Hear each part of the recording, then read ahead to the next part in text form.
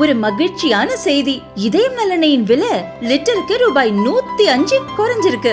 September 2023ல 1 litre இதயம் நல்லெண்ணெயின் அதிகபட்ச விலை ரூபாய் 503. ஆனா இப்ப 1 லிட்டர் இதயம் நல்லெண்ணெயின் விலை ரூபாய் 398 மட்டும்தான் தமிழ்நாட்டுல. அப்ப இனிமே எல்லாரும் இதயம் நல்லெண்ணெய் வாங்கலாம் இல்ல?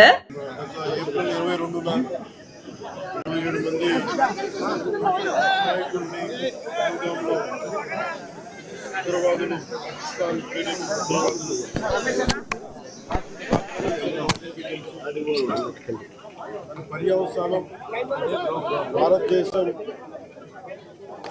పాకిస్తాన్కి అండగా ఉన్న ఈ టెర్రరిస్ట్ క్యాంపుల మీద దాడులు చేయడం, స్ట్రైక్స్ చేయడం జరిగింది. వారి ఉగ్రవాద శిబిరాలని ధ్వంసం చేయడం జరిగింది. దానికి కంటిన్యూటీగా యాక్షన్ పాకిస్తాన్ కూడా మనకి కాల్పులు జరపడం, వీటి సరిహద్దుల్లో ముఖ్యంగా 5 రాష్ట్రాల్లో చాలా తీవ్ర చాలా ఉద్విగ్నతతో కూడిన పరిస్థితులు ఏర్పడ్డాయి. ఆ క్రమంలో మన ఆంధ్రప్రదేశ్కి సంబంధించిన మురళీ నాయక్ కూడా అగ్నివీర్గా గత 2 సంవత్సరాలు 22లో వెళ్ళిన వ్యక్తి. మన తల్లిదండ్రులతో మాట్లాడుతూ ఉంటే ఒకటే చెప్పాను, నేను దేశం కోసమే పుట్టాను, దేశం కోసమే చనిపోతాను అనేది పదే పదే చెప్తా ఉన్నాడు. ఎందుకు నాయన మనకు ఆ ఉద్యోగాలను తండ్రి అంటున్నా కానీ నేనమ్మా నాకు రైల్వే ఉద్యోగం వచ్చినా రైల్వే ఉద్యోగానికి పోలేదు, కేవలం దేశం కోసం పనిచేస్తాను, నేను దేశం కోసం చచ్చిపోతాను అన్న కమిట్మెంట్ ఉన్న వ్యక్తి. కానీ దురదృష్టవశాత్తు చాలా చిన్న వయసులో 23 ఏళ్ల వయసులో తన ప్రాణాలని కోల్పోవాల్సి వచ్చింది. పదే పదే మొన్న కూడా ఏం చెప్పారంటే, నిజంగా ఉగ్రవాదుల తోటాలు కానీ సరిహద్దులు యుద్ధాలు కనుక జరిగితే దాని పర్యావసనం, దాని ప్రాణాలు మొత్తం సమస్త భారతంలో కనిపిస్తూనే ఉంటాయి, దాన్ని ఎక్కువ అవుతూనే ఉంటాయి. దానికి ఒక బలమైన ఉదాహరణ మురళీ నాయక్ గారి మరణం. చాలా చాలా బాధ కలిగించింది. 23 ఏళ్ళ చిన్న వయసు. మన ఎవరు భారతదేశంలో ఎవరు యుద్ధం కావాలని కోరుకోలేదు, ఎప్పుడు మన పరాయి దేశాల మీద యుద్ధం చేయలేదు. మనల్ని సంరక్షించుకోవడంలో మన యుద్ధం చేయని పరిస్థితులు, తప్పక పరిస్థితులు. అలాంటి పరిస్థితుల్లో దీనికి మొదటిది కారణం పాకిస్తాన్ జనరల్, ఆర్మీ జనరల్ కూర్చోబెట్టి రెచ్చగొట్టి ఒక వారం ముందు, ఏప్రిల్ 22 ఒక వారం ముందు రెచ్చగొట్టి ఉగ్రవాదుల్ని ప్రేరేపించి అమాయకులైన మనుషులను చంపించేసి దానికి పర్యవసానమే. ఇక్కడ 47లో వాళ్ళు విడిపోయారు, వాళ్ళకి దాహం తీరల. 4 యుద్ధాలు చేశారు ఇప్పుడు దాకా, దాహం తీరల. ఇప్పటికి అమాయకుల్ని పట్టం పెట్టుకుంటా ఉన్నారు.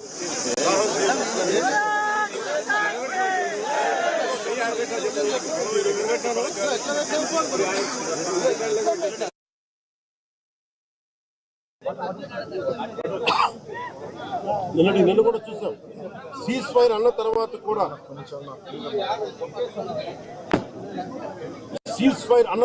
సీజ్ ఫైర్ ని వైలేట్ చేసిన ప్రభుత్వం. అక్కడ నిజంగా చెప్పాలంటే ఒక బనానా రిపబ్లిక్. దానికి ఎవరు మాస్టర్స్ తెలియదు పాకిస్తాన్. వాళ్ళు చేసే అరాచకాలు, వాళ్ళు చేసే మనకి స్పాన్సర్డ్ టెర్రరిజం ఇండియాకు ఒక ఇబ్బందిగా తయారైంది. ఇది మన బాంబే, ముంబై దాడులు కావచ్చు, కశ్మీర్ లో ఎథ్నిక్ క్లెన్సింగ్ కావచ్చు, ఇది ఒక రిపీటెడ్. మన కోయంబత్తూర్ దాడులు కావచ్చు, పేలుళ్లు కావచ్చు, జామా మస్జిద్ పేలుళ్లు కావచ్చు, లేదా గతంలో జరిగిన మనకి గోకుల్ చాట్ పేలుళ్లు కావచ్చు, లుంబిని పార్క్ పేలుళ్లు కావచ్చు, ఇవన్నీ కూడా ఎక్కడో చోట దీనికి ఒక ముగింపు పలకాలి, దీనికి ఒక బలమైన గుణపాఠం చెప్పాలనేది నరేంద్ర మోదీ గారి అందరికీ ప్రజలందరూ కోరుకున్నారు. ఆయన దీనికి ఇప్పుడే సోదరులు గౌరవ మంత్రి ఐటీ అండ్ ఎడ్యుకేషన్ మినిస్టర్ వారు అనౌన్స్ చేశారు.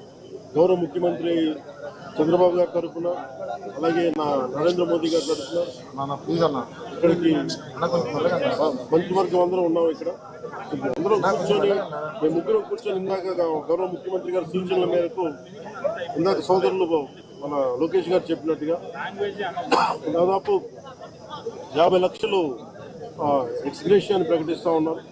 అలాగే ఒక 5 ఎకరాల పొలం అని కూడా తెలియజేశారు. అలాగే 300 గజాలు ఇంటి స్థలం అని కూడా అనౌన్స్ చేశారు.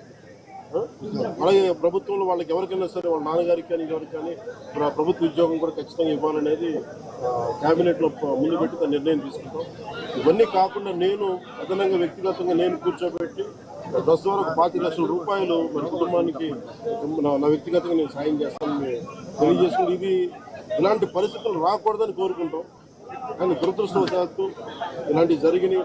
మనం అందరం ఇలాంటి పరిస్థితుల్లో భారతదేశ ప్రభుత్వానికి, ప్రధానమంత్రి గారికి, అగ్ర నాయకత్వానికి, ఆర్మీకి, నేవీకి, ఎయిర్ ఫోర్స్కి, ఎంటైర్ డిఫెన్స్ ఫోర్సెస్కి ఇది మనం అండగా ఉండాల్సిన సమయం. ప్రతి ఒక్కరూ చాలా ఎరుకుతోటి చాలా జాగ్రత్తగా ఉండాలి. ఎవరు వాళ్ళు వేలాది మంది ఈ లష్కర్-ఏ తోయిబా లేదా జైషే మహమ్మద్ తీవ్రవాదులు అందరూ కూడా వాళ్ళు భారతదేశం మీద రకరకాల దాడులు చేయడానికి ప్రయత్నం చేస్తా ఉన్నారు. సీజ్ ఫైర్ని దయచేసి మనం ఎవరు నమ్మటం. సీజ్ ఫైర్ శాంతికి ఒప్పందం కాదు. వాళ్ళు ప్రత్యేక పరిస్థితుల్లో లొంగిపోయి ఇంక మా పాకిస్తాన్ బతకలేదు అని చెప్పి కాళ్ల బేరానికి వచ్చిన 3 గంటల్లోనే మళ్ళీ సీజ్ ఫైర్ని వైలేట్ చేశారు. ఇది అందరూ కూడా గమనించాల్సిన విషయం. ఇలాంటి పరిస్థితుల్లో ఇలాంటి ఒప్పందాలు కావాలని కోరుతున్నాం. దాని తగ్గట్టుగా మనందరం దేశానికి, దేశ నాయకులకి, ఆర్మీకి, నేవీకి, ఎయిర్ ఫోర్స్కి, ఎంటైర్ డిఫెన్స్ ఫోర్సెస్కి మనం బలం ఇవ్వాల్సిన సమయం. అందుకని మీ అందరూ సహకారం కోరుకుంటూ సెలవు తీసుకున్నాం. మురళీ నాయక్ పవన్ కళ్యాణ్ గారి వీరాభిమాని. చిన్నప్పటి నుంచి వారిని కలవాలని తహతహలాడుతూ వచ్చారు. అటువంటిది ఇవాళ పవన్ కళ్యాణ్ గారిని ఇక్కడ రప్పించుకున్నారు. దురదృష్టకరమైన విషయం ఏంటంటే చాలా అది నేను ఇక్కడికి రాగానే నాకు చెప్పారు, చూసిన చాలా బాధ అనిపించింది. అతను ఇష్టపడవచ్చు కానీ దేశానికి అందరికంటే కూడా దేశాన్ని ప్రేమించే వ్యక్తి, అలాంటి వ్యక్తిని కోల్పోవడం నిజంగా చాలా మా అందరికీ కూడా, లోకేష్ గారికి కానీ మాకు కానీ మా మంత్రి గారికి కానీ ప్రతి ఒక్కరికి చాలా చాలా బాధ కలిగిస్తాం. వారి ఆత్మకి శాంతి చేకూరాలని, వారి కుటుంబ సభ్యులకి నా ప్రగాఢ సానుభూతిని తెలియజేయాలని, భగవంతుడు వారికి బలం ఇవ్వాలి. ఈ పుత్ర శోకానికి ఒకే ఒక్క కొడుకు, ఇంకెవ్వరు లేరు, ఒక్కటే ఒక కొడుకు. ఒక్క కొడుకుని కూడా చిన్న 23 ఏళ్ళు కూడా 25 ఏళ్ళు కూడా లేదు, 23 ఏళ్ళ వయసులో చనిపోయాడు దేశం కోసం. చాలా చాలా చాలా బాధగా ఉంది. వారి కుటుంబానికి అండగా ఉంటాను. దేశ సహాయం కాకుండా మా 3 పార్టీల నుంచి కూడా వారికి ఏ సహాయం కావాలో మా నాయకులు ఇప్పుడు అందుబాటులో ఉంటారు. మా గౌరవ మంత్రివర్గ సహచరులు ఉన్నారు, ఎమ్మెల్యేస్ ఉన్నారు, అన్ని పార్టీస్ అందరూ వారికి అండగా ఉంటామని తెలియజేసుకుని సెలవు. జై జోహార్